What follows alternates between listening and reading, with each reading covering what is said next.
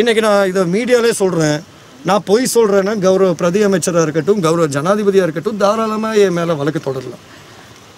இலங்கை அரசாங்கத்தால் இலங்கையின் வரவு செலவு திட்டத்தின் பிரகாரம் முழு மலையகத்துக்கு இலங்கை அரசாங்கமால் கட்டப்படுற வீடுகள் 379 வீடுகளுக்கு மேலே ஒரு வீடு கட்டப்படாது இந்த வருஷம். நீங்கள் வேணால் பாருங்கள், இதான் யதார்த்தம். நான் உங்கள்கிட்ட வெறுமனே என் பாட்டை இதை பண்ணியிருக்காரு, என் அப்பா இதை பண்ணியிருக்காருன்னு அதை சொல்லி வாக்கலாம் உங்களுக்கு கேட்க வரல. எனக்கு தெரியும் உங்களுக்கு தேவையான தலைமத்துவம், சிறந்த தலைமத்துவம் எங்களால் மட்டும்தான் இப்போ இருக்கிற காலப்பகுதிக்கு உங்களுக்கு கொடுக்க முடியும். அந்த வாய்ப்பை நீங்கள் எங்களுக்கு வழங்கி ஆகணும். அதனால தான் நான் சொல்கிறேன், தயவுசெய்து விழிப்புணர்வோடு இருங்க, யதார்த்தத்தை புரிஞ்சுக்கங்க. உங்களுக்கு ஒரு பிரச்சனைனா முகம் கொடுக்க முடியாத நபர் உங்களுக்கு தலைமத்துவம் தாங்க முடியாது. அதையும் நீங்கள் புரிஞ்சுக்கணும்.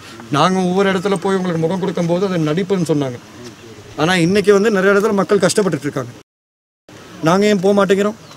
ஏன்னா நீங்கள் எங்களுக்கு இன்னும் அந்த ஆணையை வழங்காதனால.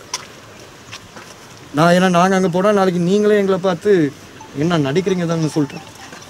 ஆனால் இன்றைக்கி மக்களுக்கும் புரியுது. சம்பள பிரச்சனையை பொறுத்த வரைக்கும் நீங்கள் எல்லாருமே ஒரு விஷயத்தில் தெளிவாக புரிஞ்சுக்கோங்க. நான் மறுபடியும் சொல்கிறேன், ஜனாதிபதி 10 ரூபா அதிகரித்து கொடுத்தா தாராளமாக வரவேற்பேன். 350 ரூபா அதிகரித்து வழங்கினா பிரச்சனையே இல்லை. அவர் இந்த நிரந்தர தலைவர்னு நானே வாயால் முழு மனசோட சொல்லுவேன்.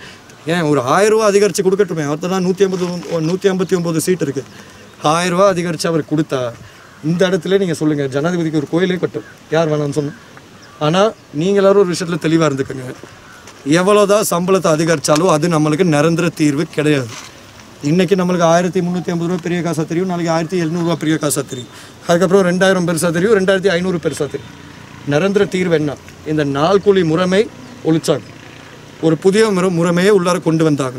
அப்படி கொண்டாந்தால் மட்டும்தான் உங்கள் எல்லாருக்கும் ஒரு தீர்வு கிடைக்குமே தவிர, சும்மா ஜனாதிபதி அவர்கள் எதிர்க்கட்சி தலைவர் போர்வைக்கு அடியில் இருந்தால் இப்படி எல்லாரும் திட்டி பேசுறதுல எந்த விதமான அர்த்தமும் கிடையாது. ஸோ தயவுசெய்து எல்லோரும் விழிப்புணர்வோடு இருங்க.